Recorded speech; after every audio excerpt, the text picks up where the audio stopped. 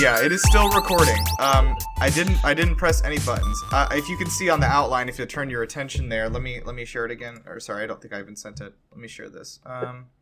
You can see that the number one order of business is to make sure that the mic is recording. Do you want to be Brianna for this one? Ooh, we might want to, yeah, because we got a Re and a Bree, so it'll make it difficult. Yeah, we can just go with Brianna. I'm not going to call you Brianna. Or Korgoth the Destroyer. I mean, that's an option. Slagathor. Yeah. Okay, actually, this is not even related, but like, I feel like I'm maybe one of like 4 or 5 people that calls you Bree. I feel like you introduced yourself to everyone else as Brianna. I do, but then the second meeting, everyone calls me Bree, and so I've just done that my entire life, where I'm like, I'm Brianna. You know my full name, but I expect you to call me Bree. Uh-huh. Okay, so everyone just enunciate. Yeah. Just to change things up, I will call you Gouda. Okay. I want everyone to kind of do some vocal exercises here so we can sort of like loosen up. So everyone just kind of like blah, blah, blah, do some sounds. Oh, wow. Okay. Actually, I think we're okay now. I think you took care of it for all of us. So, have we started the episode? Yes. Because, look around you, you're already inside the podcast. The podcast was inside you all along. Yeah. We've been here forever, is the problem. Alright, let's go ahead and get started. Hello everyone, welcome to GameBusters, a podcast from GameLuster.com. My name is Nirav Gandhi, and I'll be your host this evening, or morn, or afternoon. I don't know what time it is where you are.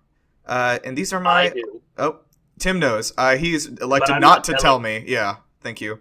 Alright, so these are my co-hosts. I'm Ryu. I'm here to vaguely but helpfully disrupt things. Okay, hi, I'm Brianna, and I'm here to offer far too much information about Dragon Age Inquisition. Is there such a thing? And I'm Ree, and I'm going to try and stay on topic about Dragon Age Inquisition, but probably just cry about how much I love Dragon Age Origins. We're going to have sort of a fight, I think.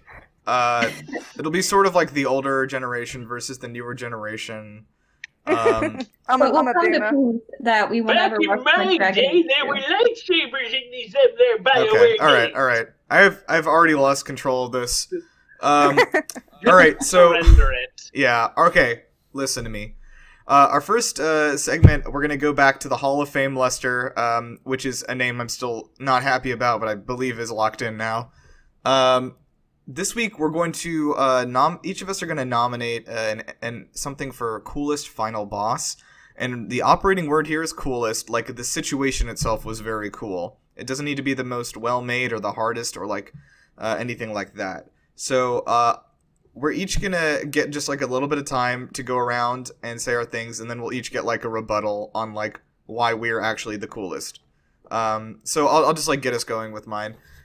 So I'm gonna say Red from Pokemon Gold and Silver was the coolest thing that like ever happened to me, and just put in the context of like being a kid, having played the first game, and then finding out there was a sequel, getting the sequel, it being like so astronomically better than the first one, and then like going back to the region where you played the first game 3 years later, and like time has like changed it and progressed it. And then, at the end of it all, you have to fight your character from the first game at the maximum of, at like the height of their power, is like maybe the coolest setup for anything just ever. I just like, I still like harken back to that as like one of my favorite like boss battles of all time. And I was like when I was like 7 or something, you know, it's ridiculous, but I'm gonna go with that because it just like makes you feel like so cool. It makes you feel like a Pokemon trainer. It is a shame that the balance curve in the second region in Gen 2 is just so all It over is the weird. place. It is weird. It was literally a last minute addition because Satoru Iwata managed to figure out how to compress the game enough that they could actually add it. Yeah. That was like a last minute thing. Yeah, so that it exists at all is amazing. I just, Yeah. That's fair. If it had like another week or so, maybe they would have been able to. Yeah. I often think about that with Sword and Shield. Okay. Let's see. Who's next? Tim, you seem to be doing some talking. Hit me with yours. All right. So mine is similar in that it's also you, but it's you from the same game. Okay. So in Breath of Fire 4, the basic idea is that you play as two characters. These two characters are the same entity split into two bodies and mind, because they came originally from a higher plane of existence. At the very end of the game, I'm not going to say anything about why you can do this, but you can choose to either join or fight your other half. And if you choose to join your other half, you get to be the final boss. Also, you get to fight yourself and the other path too, but you get to be the final boss and slaughter your old party members. Slaughtering old party members is interesting. Yeah. Oh, blimey, that does sound pretty hardcore. It's very hardcore. Either way, you are fighting for dominance of who gets to be in control of the body when you finally actually merge. But yeah, you are the final boss either way. Oh, damn. Oh, nice. Okay, Ree, what you got? Okay, so this isn't helping my status as like the podcast boomer here, but I am going to go with the Master in the original Fallout. Wow. I'm not sure how much knowledge you guys have of classic Fallout. A but lot. To me, that is it's so good, honestly. I don't want to spoil too much because it is just one of those bosses that I feel like people should experience for themselves. But it's just how many ways you can go about it. Like, you can go for the defeating him in physical combat, ignore him completely and probably not even realize he's there by blowing up the base he's in, or challenge his ideology. Yeah, the maximum intelligence one is the best one. Honestly, by far. It's just, and also the amount of work you have to do prior to that conversation to even have the right options to convince him he's wrong, and how you can't convince him he's wrong on like a moral ground. You have to talk about it from like a logical point of view. Like, I suppose to not spoil too much, his plan is to basically turn the whole of the wasteland into super mutants, and your job is to stop that any way possible, and managing to talk him down from that. And also the voice work for a 1997 game is just phenomenal in it. He has like 3 voice actors. The 3 voice actors working in discordant unison is amazing. Honestly, it's so atmospheric as well. It really sums up the tone of the game. It's the best boss battle in the series, and probably one of my best, and cool as well. It is just cool to feel like, damn, I've talked down this guy, Yeah, that's true. Isn't the true final battle keeping the dog meat alive against the security lasers? All right, that is cool because I've never managed that one. One thing about that about the Master from Fallout is that I think that we take that kind of thing for granted nowadays with so many choice-based RPGs, but back in 1997, that was maybe the first time somebody realized they could talk the final boss down instead of engaging in combat. There was such a new idea at the time. Honestly, and there's just so many ways you can mess up the conversation. There's so many ways you could probably not even realize he's there. It's just insane. It's so cool the amount of effort they put into it. Yeah. Okay. It was interesting. It's not the first game, obviously, because there's point-and-click adventure games. But it was the first more traditional RPG. I think maybe one of the other wizardries did it, but you could literally it was an action combat-oriented RPG with the option to do things diplomatically. Yeah. Okay. Very cool. Bree, what you got? Oof. Okay. So I think one of the coolest boss fights I've ever experienced, and I think this is probably why you brought me onto the Dragon Age podcast, is Dragon Age Origins final boss fight with the Archdemon. I mean, I think any boss fight with a dragon is automatically top 10. Dragons trump all. But when you battle an Archdemon, it's really cool because you're essentially fighting this 200-year war, and you can end it by killing this giant Archdemon god in the body of this being. But the consequence is whoever kills an Archdemon with the final blow dies, because they take in the soul of that dragon. So you think kind of Skyrim style, where if you kill a dragon, you take on the soul. but instead of getting stronger, you just die. Oh, so So the opposite, I guess. it's the opposite. Yeah, exactly. So it has a You consequence call it to a it. dragonborn to do it because they can handle it. They've got the stomach for it. Exactly. It gives They're everybody else dragon. literally explosive indigestion. Okay. Nice. Yeah, no, I remember like just experiencing that. And it was also I started playing Dragon Age when I was very, very new to console gaming. I was never allowed to play consoles when I was a kid, so I started when I ended my first year of college. I got my first Xbox and started gaming, and Dragon Age was one of my first games I had ever played. So Okay, quite nice. the experience on me. Yeah. Yeah, I mean, the final boss in Origins is just so cool because not only because you're taking down the Archdemon, but because like you can see the consequence for your actions. Like everyone's coming together finally. It's like super satisfying. And then it's sort of taken away from you at the end because, like, depending on your choices, someone dies, you know? So, yeah, it is a very cool final boss. Absolutely. Yeah, I love having consequences in games. I think it makes it so much more impactful. Nice. Okay, so we're going to do our votes. Everyone climb into the private voting booth, and now please loudly announce to me what you're going to vote for. Okay, so we'll just like go around. So Bree, you get 2 votes basically, and you don't have to vote for yourself or anything, but just where are your votes going? So my votes are. I mean, I gotta vote for mine first of all, just because I love it. Okay. But my second vote, of course, is gonna go to Fallout Final Boss. I am obsessed with that series as well. Okay. Nice. All right, Tim, what you got? I'm also going to go with the Master, but I do want to vote for myself this time because just the concept is great. You are the final boss. Also, you're a dragon, so you know the Archdemon. All dragons are tops. You know, you're a dragon fighting a dragon. You're in human form, but you're a dragon. Did you say all dragons are tops? No, are the tops. The new sentence right there. However, if you want to get into fetish, that's KinkLuster. Everyone, please check out reddit.com/r/dragonsfuckingcars for more on that. Okay, and then Ree, what are you thinking? Oh god, how do you follow up from that? Okay, I'm definitely voting for myself as well, or the Master. But also got a vote for fighting Red at the end of Pokemon Gold and Silver. Just such an iconic boss that makes you feel like immensely cool when you beat it. Like there's just the series absolutely peaked there, so I've got to vote for it. Yeah, that's unfortunate, isn't it?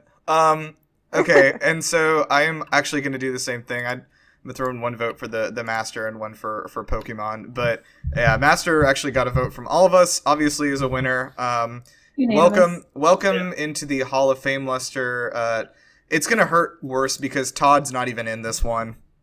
He's going to be very upset. We're acknowledging a non-Bethesda fallout. We've officially destroyed our chances. Yeah. From acknowledging GameLuster. We've definitely lost our Todd sponsorship. It's okay. We just have to say the magic word 3 times. Skyrim, Skyrim, Skyrim. Yeah, everyone see, by the way, that like that leaked for the Xbox Series X and PS5. Like I think it's like on launch day, Skyrim will be on there too. Are we really surprised at this point? Yeah, that's not so much a leak as I would be more scared if it wasn't there. Yeah. I know, it's like he must have very little faith in the consoles if he's not going to put that on there. So at this point, I'm slightly convinced that Skyrim itself exists to keep the extra-dimensional entity that we've been seeing in the more recent Fallout games sealed away. Huh.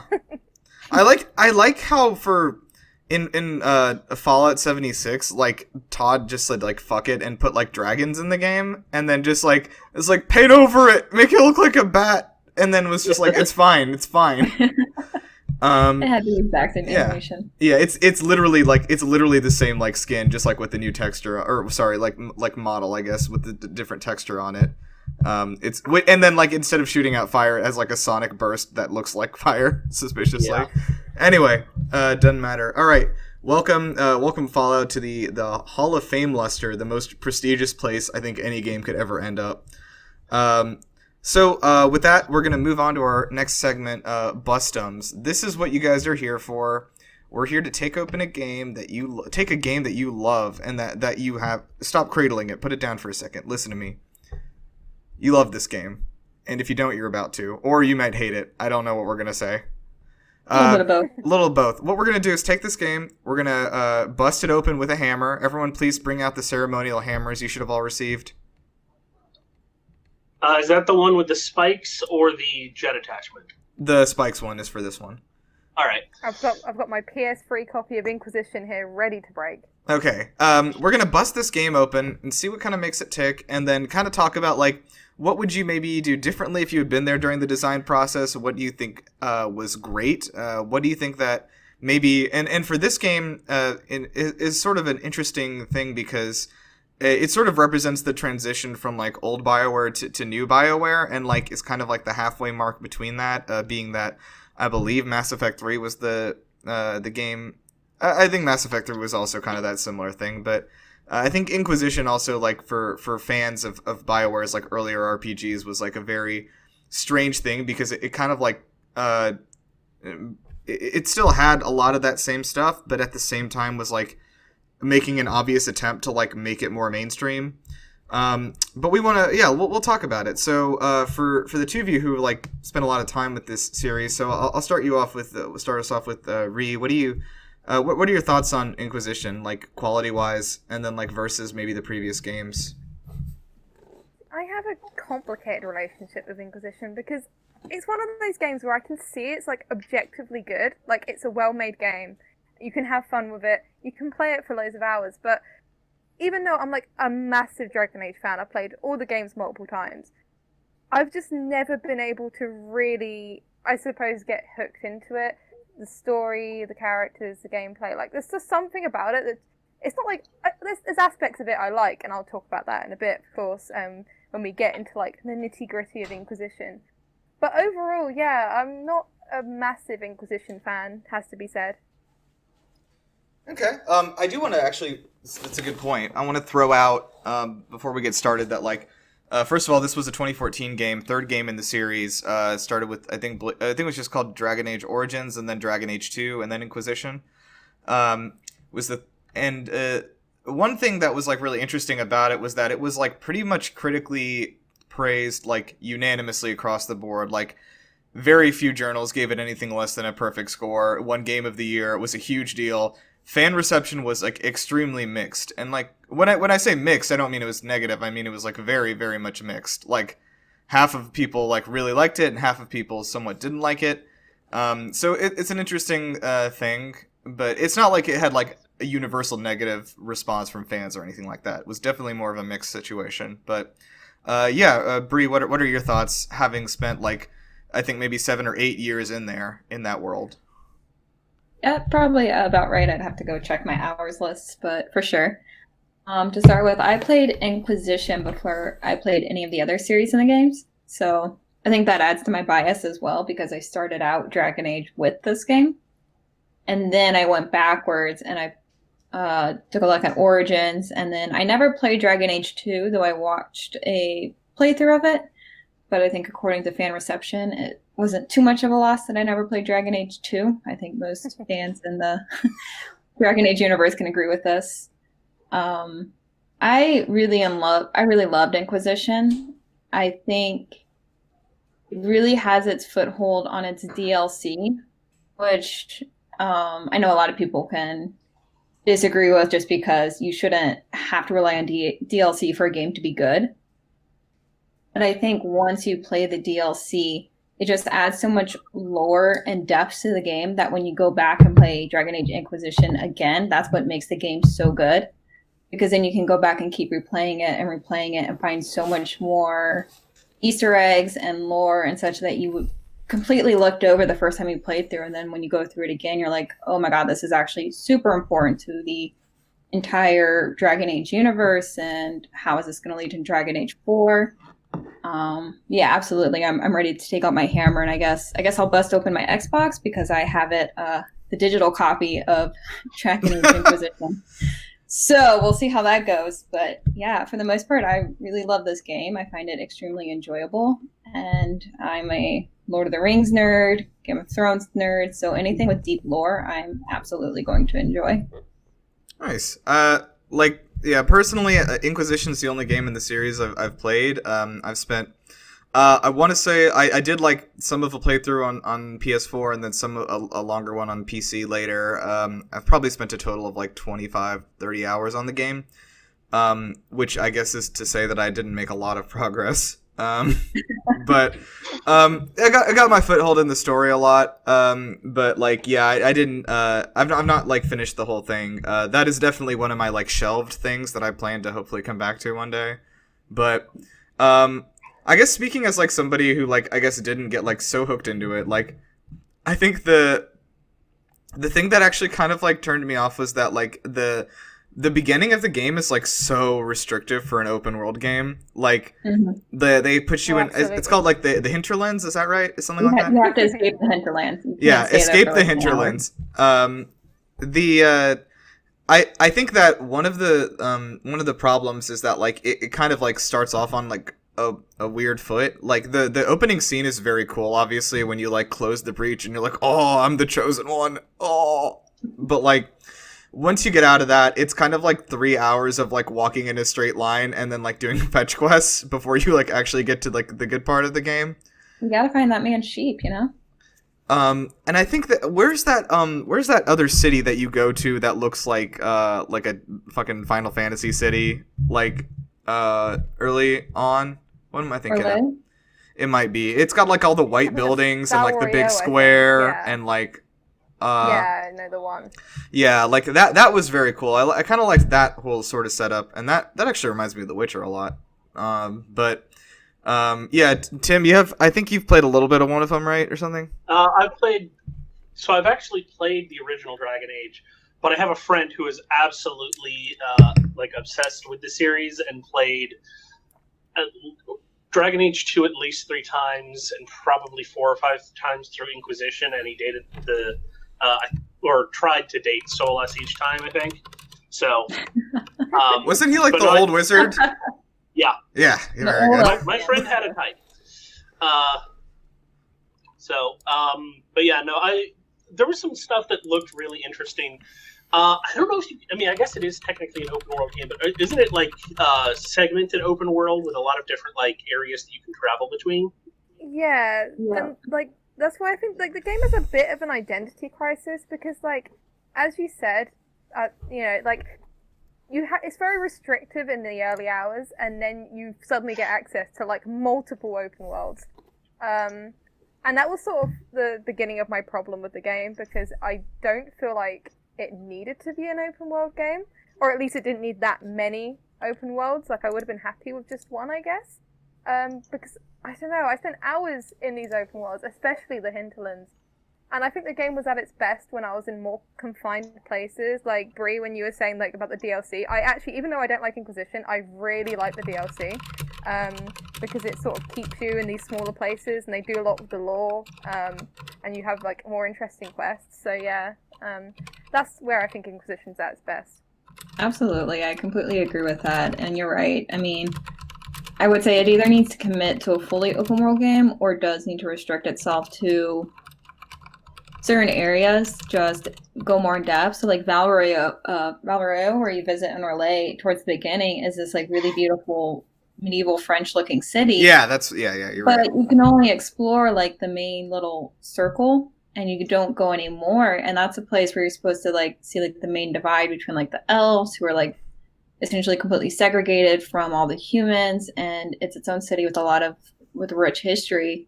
But you never get to explore any of that. But meanwhile, you can spend 20 hours in the hinterlands, should you so wish, running up and down the mountains.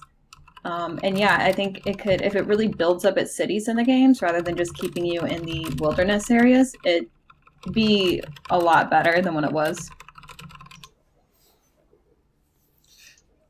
Yeah, I think that's a fair point. I've definitely had that feeling with some games before, like that, like sort of did a, like they sort of do an open world, and then like it's like not really like I think like Dragon Quest XI's like an example of that, and then like what was the other one I was thinking of? Final Fantasy 15 is another example of that, where it's like, oh, we're gonna like go like try and open world it up a little bit, and then like also like cut you into like small portions of places, and like you can look at things that are far away though.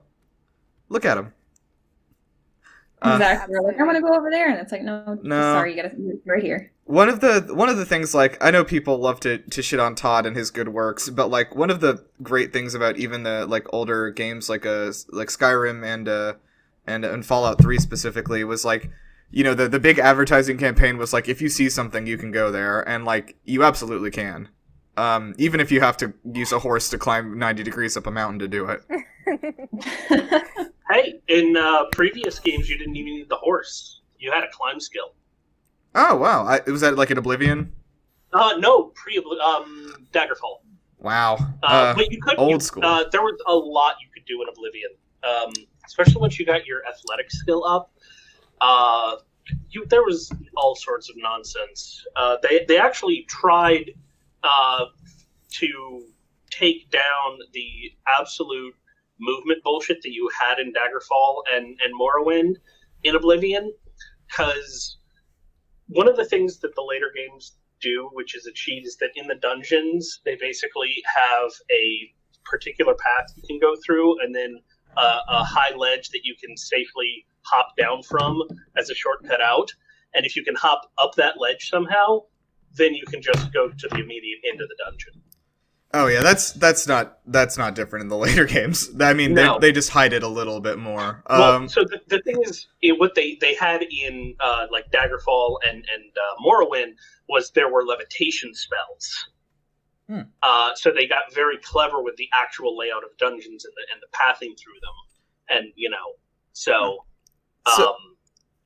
they didn't do that in the later ones. Yeah. So I don't want to get too off topic here, but I think we can actually pull back into that. Like, I want to just ask, like, for both of you, like, actually, Bri, I know how you have. Ree, have you played Skyrim? It's one of those games that I tried to get into, but just couldn't. So, well, that's Sorry, great. Like, Todd. no, please, Todd, forgive me. But no, could you? I'd love to hear what do you think it is about Dragon Age that pulled you in, where something that would be like probably Skyrim's maybe the most comparable game to it. Like, what about Skyrim doesn't grip you that you think Dragon Age like has to offer? No, that is an interesting point, actually, because I tried to get into Skyrim after playing Dragon Age, thinking, okay, I like fantasy with deep lore, so it should apply, but it just didn't, and I think that's because what I like about Origins, in particular, is it's not open world, really. You go to different places, and the paths are fairly linear, but everything's so confined that, and also you play the whole game in just, like, one section of one country. And because of that, they really have to develop the lore in other creative ways, like through the companions, through the quests you get, through the people you meet in towns and taverns and stuff. And I think that's what I was missing in Skyrim. Like, it was this gorgeous open world, like you have in Inquisition, like, looks gorgeous. But, and Skyrim wasn't as bad for this, but Inquisition in particular, I'd, like, be super excited when I found a settlement, whether it's, like, the Dalish Elves, but it just didn't have a lot of depth to it. It felt quite static, and I sort of was getting the same vibe with Skyrim. Not anywhere near as bad as Inquisition, but I think what I prefer is like a fantasy game that's quite character driven. Like Origins is completely character driven. Like you have this incredibly small, like ragtag group of people that are sort of just thrown in this situation by chance, and the game is about defeating the Archdemon, but it's sort of like how in Game of Thrones the White Walkers are just used to bring all the characters together. In Origins, the whole threat of the Archdemon is used just to bring everyone together and sort of show off all of these like political struggles that happen in Origins. And because of that, the game is very character driven, more than lore driven, maybe. With Skyrim, it was very much the opposite, I felt. Yeah, I think that's fair. Like, one thing I'm curious about, I guess, is like, I know some games, like, I mean, I think Fallout's probably the best example of something that started out as, like, the most hardcore RPG possible and has sort of, like, become more and more, like, I guess made more accessible by, like, dumbing down or watering out the RPG aspects. Do you feel like Inquisition did that, or would you still call Inquisition, like, a pretty hardcore RPG? I wouldn't call it a hardcore RPG. I mean, it has... If you're talking in terms of like decisions you can make and such, you can make decisions that, yeah, change the course of companions, kill them off, or don't get them killed off. But for the most part, the way the game ends is pretty linear. You know, you can affect the side things, but I mean, Dragon Age Origins, like the Archdemon's still going to die at the end.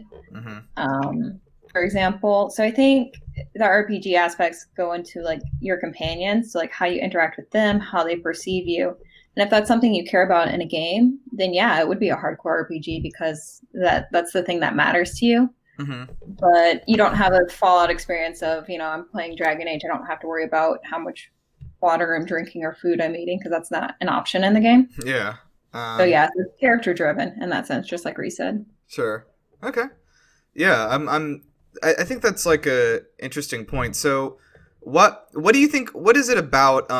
Like I guess both of you, honestly, like what is it about Inquisition that you think like didn't hit with the fans as much as it did in Origins? Like why were people less excited about it? Like I don't think there's a lot of outward hatred for it, but I think people were just like said like, oh, I was disappointed. I think it depends on how you feel about the characters. Like, I know some people who are, like, obsessed with Solus or Cullen. And if you love those characters, then, like, you're in for a treat because, like, there's just so much content to do with them. But if you don't hit it off with those characters, then I feel like there isn't, like, I mean, maybe people disagree with this, there isn't, like, a whole lot for you. Whereas in Origins, like, you know, if you love Alistair, you can spend the whole game talking to him. If you find him really whiny and annoying, you can just like, I mean, he is quite important to the plot later on, but you can largely ignore him. And because I just wasn't, like, the person I romanced is Blackwall, and he has like 2 romance scenes, I swear. So I felt like it was more like geared towards like you being with certain people, which personally didn't work for me. I also think the shift to open world probably alienated a few fans who are used to the more confined Origins and very confined Dragon Age 2 where you're literally just in one city. And I think that came as a bit of a shock to people, and maybe people wish that they did a bit more with the open world. And also the fact that the Mage Templar War lasts about 5 minutes in Inquisition. Yeah, absolutely. When I started the game and I heard about a Templar Mage War, I was like, oh, this is going to be fantastic. And then I'm like, oh, it's over. Oh, I solved it. I created world peace. Fantastic. Yeah, like, I think, so I'm curious about sort of tying this in. Have any of y'all played Mass Effect? Yes. So, I have not. Yeah, so Tim, let me defer to you on this one. So, have you touched Andromeda, by the way, or at least like looked at it? Okay, so right. So I guess that's kind of when I get to. So like the last game BioWare made. So obviously at this point EA has already invaded BioWare, I guess for lack of a better word. When Inquisition comes out, the last game that they made before that was Mass Effect 3, which like a great example of mixed reactions, kind of a game, but. Then Inquisition comes out and kind of the same thing, and then the next game they make is Mass Effect Andromeda, and then followed by Anthem. And so I'm curious, like I kind of look at this as sort of like a tipping point. Like, what is it about like the old BioWare RPGs, like specifically like Mass Effect or like Dragon Age Origins, that like didn't make it into this, and that maybe like didn't show up in their later games?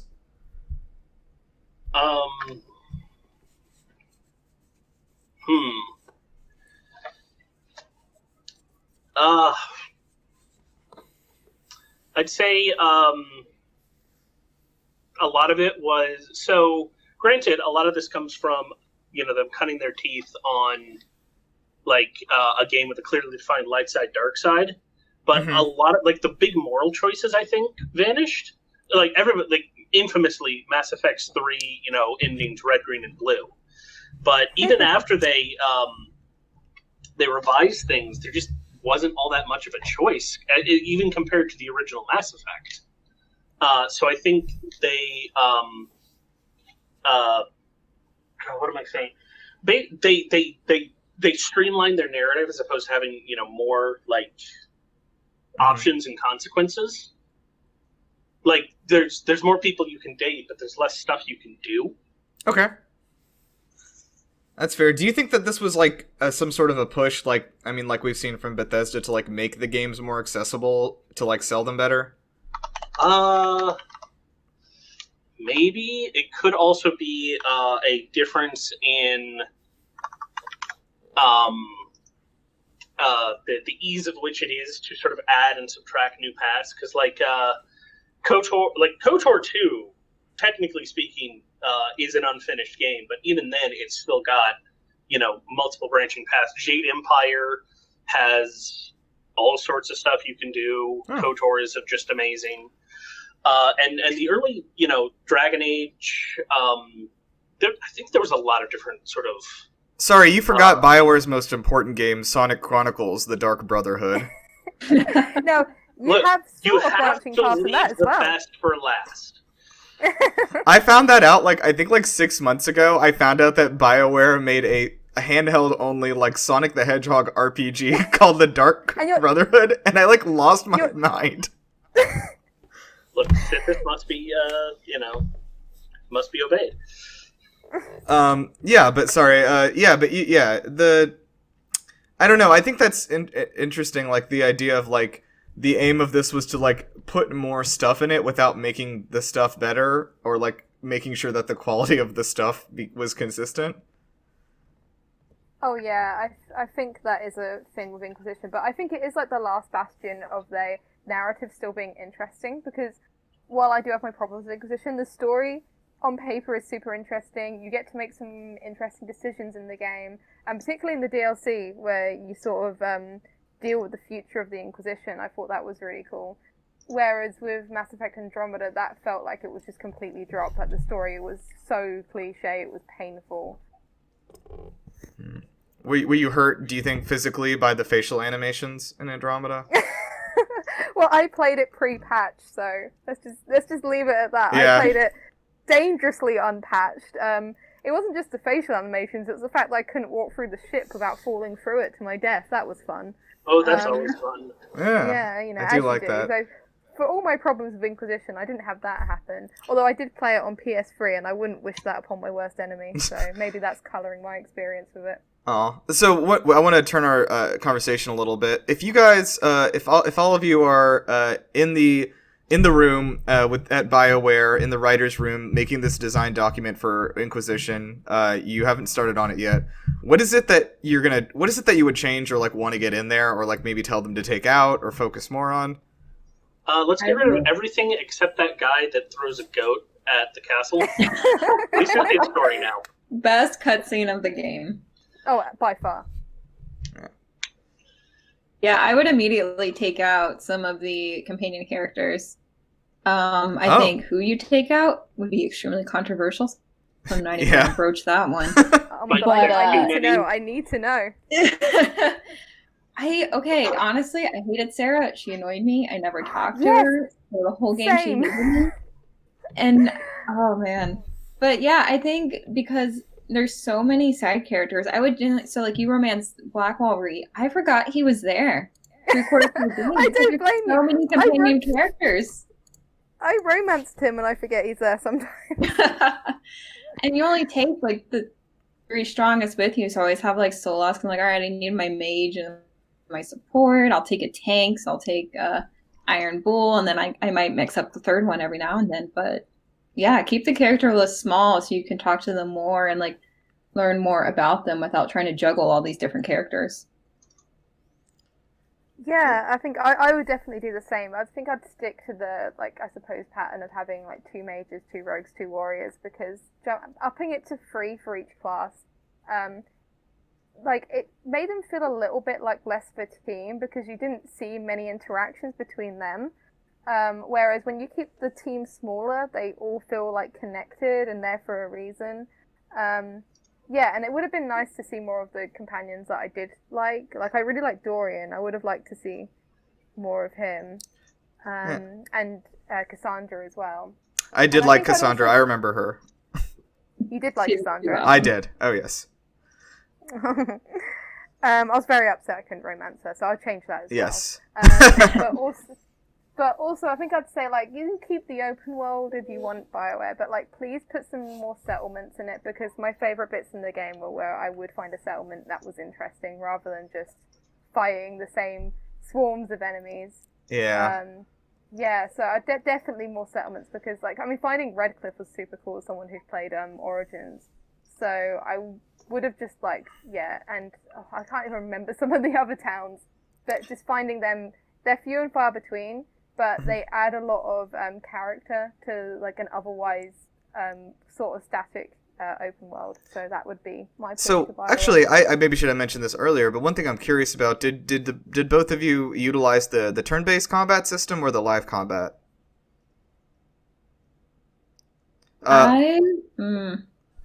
It depended on what setting I was playing on, whether casual or nightmare mode. Yeah, I'd use, like, turn-based in boss battles, but then if I'm just, like, walking through the hinterlands for the millionth time, I'd just use, like, the live bit. Okay. You think that was a good idea, though, like, kind of having both of those options in there? I don't think I've ever seen another game really do that, so I thought it was interesting for sure. Actually, no, it's fairly common. Oh, really? Okay. What else has it? It usually isn't quite so simple as, action versus turn-based, but there's stuff like that. It's basically an in-menu pause, or, Fallout 3's that, several, the Gambit system in Final Fantasy 12. Yeah. Even the new Final Fantasy VII Remake. The Final Fantasy VII Remake has it explicitly now, which is, I think, a good thing. I don't really use it, but I think it's good that it's there. Yeah.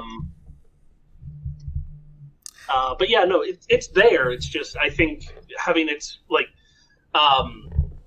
specifically linked into free control versus turn-based explicitly was interesting.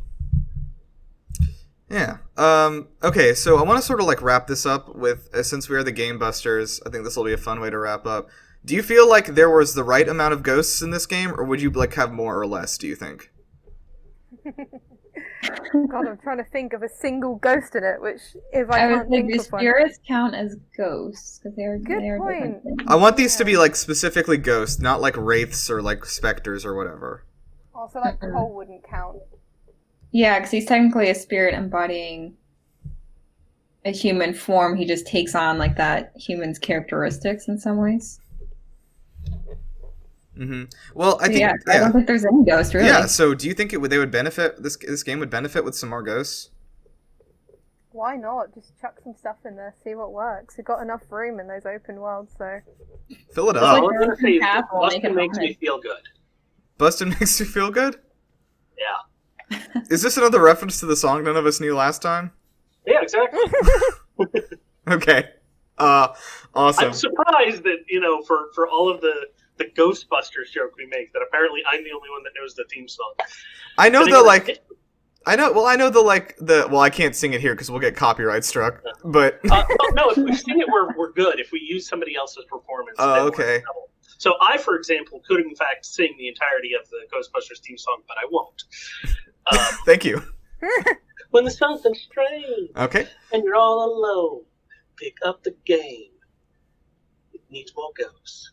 Okay. Game Busters. No. Well, I was gonna do that, and then I got, like, very scared about Dan Aykroyd and his big estate. So, okay, we're gonna close out this section and kind of, like, go to the next thing. This is sort of a real quick thing I'd like to start doing. No time for games. I just want each of us to share maybe one thing we've been, like, reading, or, like, even an album you've been listening to, a TV show you've been watching that, like, you're enjoying and you want to just recommend real quickly. Okay.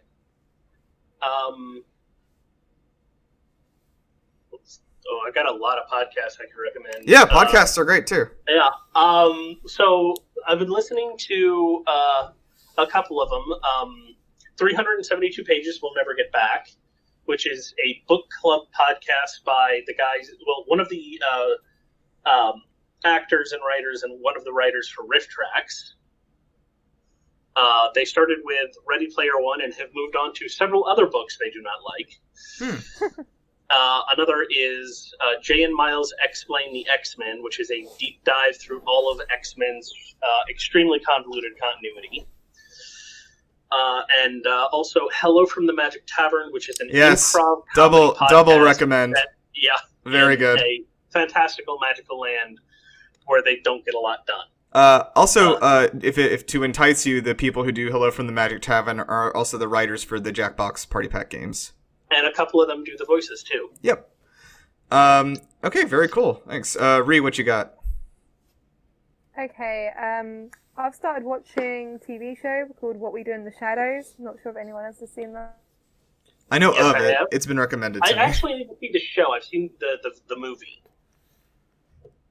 I've heard some people saying the show is actually better. I don't know. Okay. Yeah. So so Ree, you there? You have some. Okay. Your little green circles are going, but I can't hear you if you're talking, Ree. Yeah, we do have some interesting. Can anyone else hear her? Or is that? I'm gonna. Can't. We've been lost. Okay. Oh, we lost her. Here. Try. Have her try resetting. Just turning off Discord and turning it back on usually will work.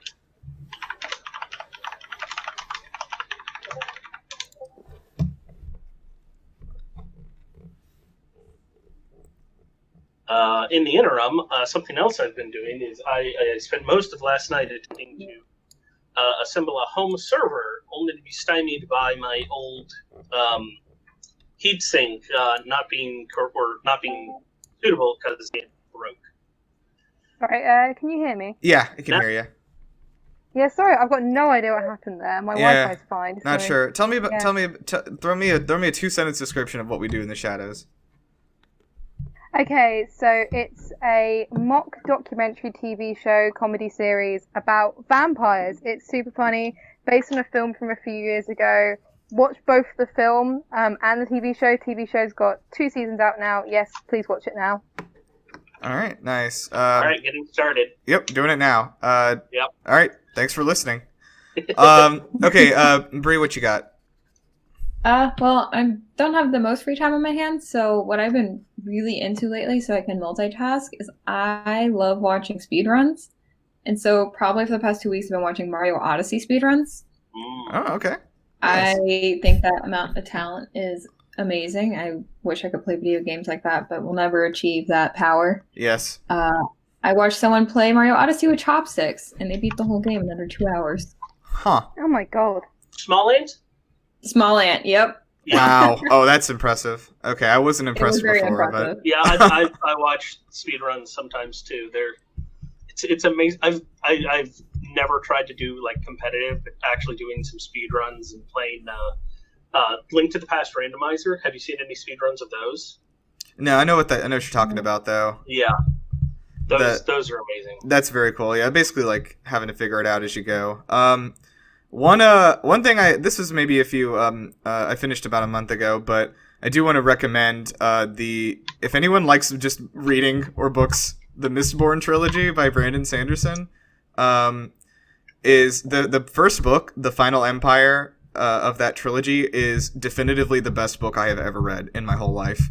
I absolutely recommend it. If you like sci-fi or fantasy, it actually is, I think, maybe one of the first things to blend those two things without saying, like, look, this wizard has a gun, you know?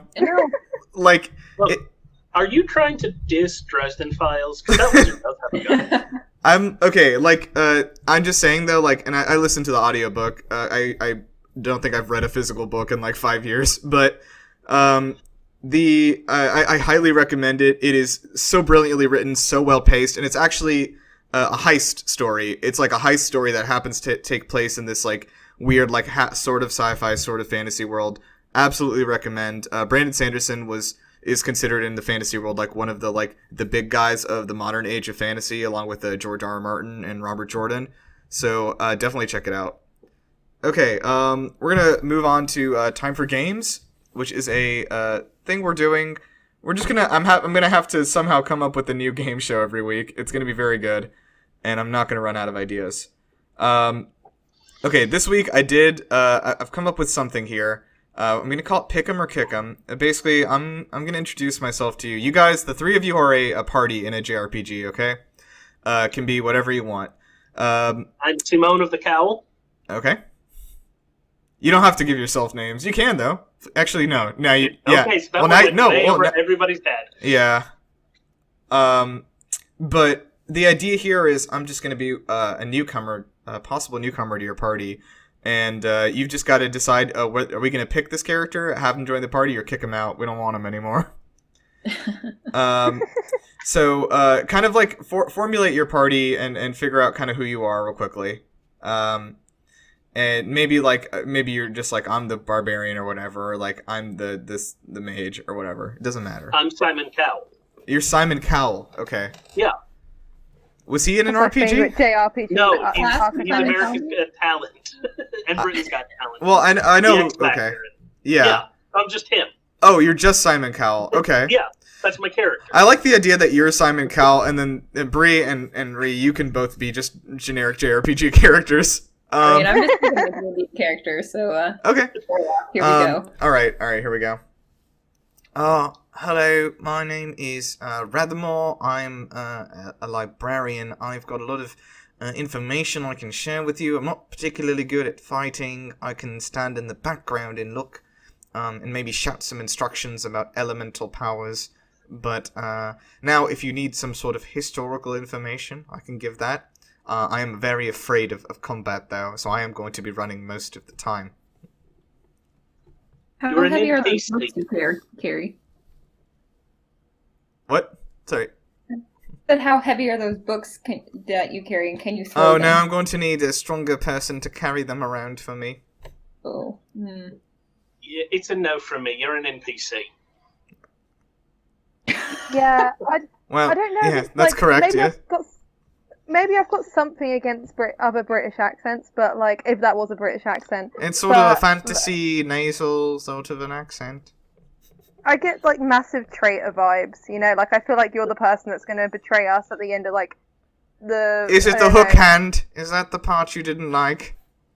Yeah, Oh, no. it's just there's something about it where like you'll betray the party, be working with the bad guys, and I will not be surprised. at It's all, the so- mustache, isn't it? And the book that you're reading called How to Betray a Party. Okay. Dummies.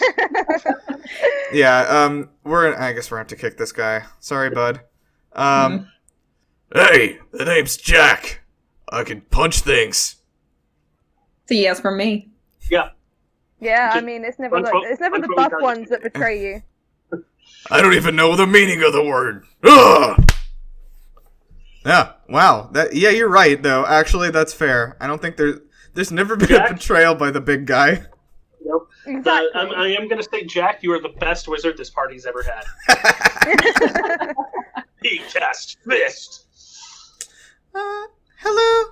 My name is Amarthy. I can do fire magic sometimes. I'm just like so afraid of and shy. I don't want to talk to anybody. I'll be in the back. Well, that's where spellcasters should be. Stay behind Jack and cast fire at people. Okay, I know many spells, but I'm too shy to say the incantations. Well, then spec Oh, no. into silent spell and we'll deal with it. Say non-verbal spells. Yeah. Are we taking this one? I don't know. I'm suspicious.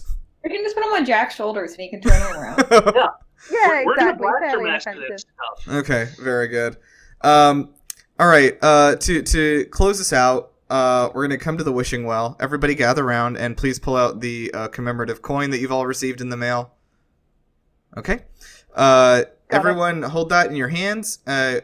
So there's been a lot of video game to movie/TV adaptations coming out of the woodworks in the last few months. Fallout and Dragon's Dogma, The Last of Us, a bunch of stuff. So I'm interested if you could. We're gonna say like this is a situation in which a Netflix or an Amazon or an HBO, something high budget, is going to grab this property and make it into a TV show. What gaming property do you want that to happen for? Oh God. I'm going to take this chance and, use it to try and breathe new life into a beloved series that is now completely and unfortunately dead. So I'm wishing that Breath of Fire gets an adaptation, because there's a lot of good stories there, and anything's better than the Breath of Fire 6 we got for mobile. All right. Bree, what about you?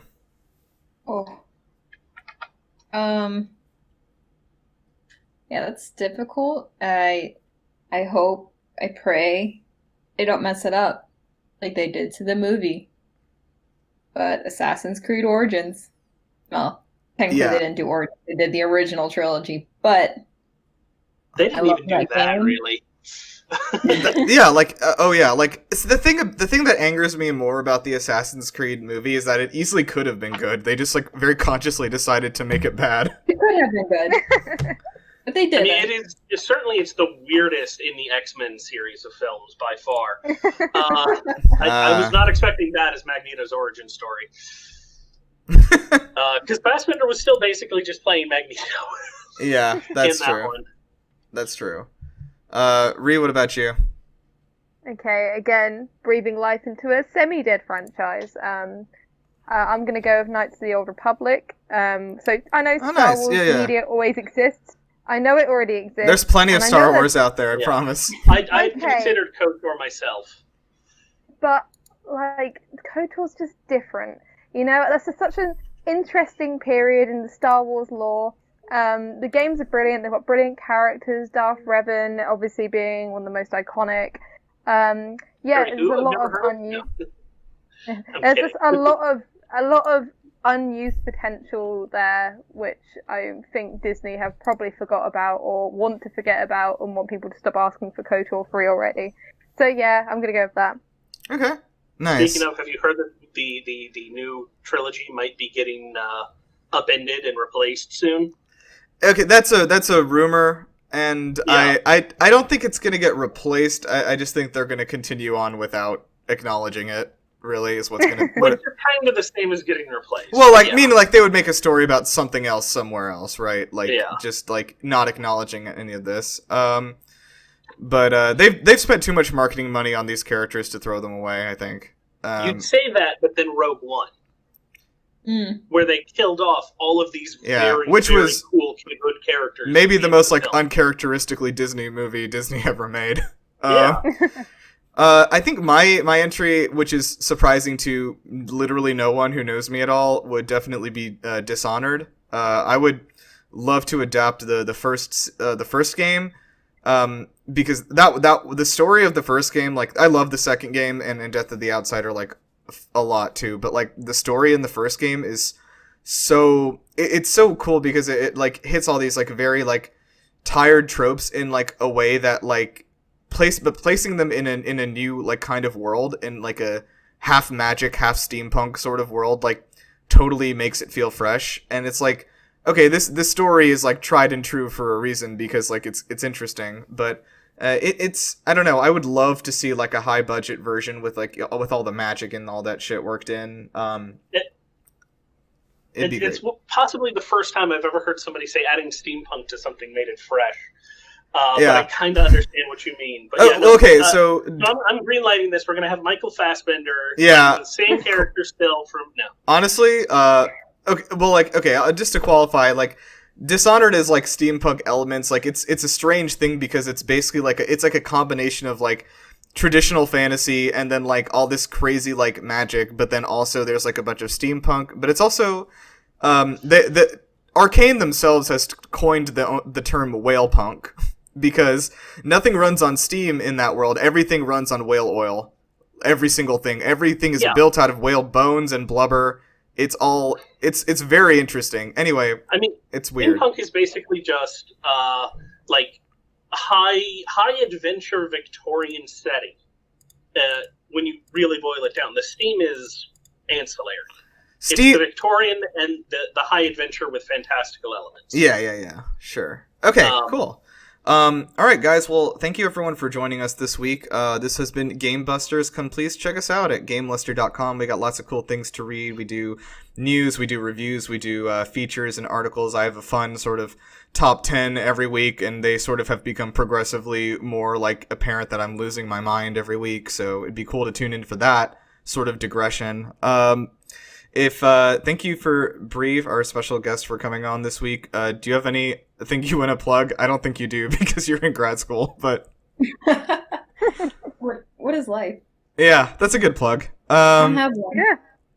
All right, so because you won the Hall of Fame Luster contest at the beginning, you get to the final word to take us out on. So please take it away. Well, I couldn't have done it without you, Master. Thank you for being. You don't have to call me Master. That's for GameLuster. Well, we've plugged the GameLuster twice now, so I feel like I can't really not set it up. But yeah, everyone should play Dragon Age, please. And I'm also sorry for anyone who listens to this and gets into Dragon Age, because as we said at the beginning, Inquisition came out in 2014. And I think BioWare have forgotten about it. So, yeah, my final words are massive apologies to anyone who heard us talk about Dragon Age today and thought, hey, that's kind of cool. You can now suffer with us. So, yeah, that's all I've got to say. Welcome to the suffering. Thank you, guys.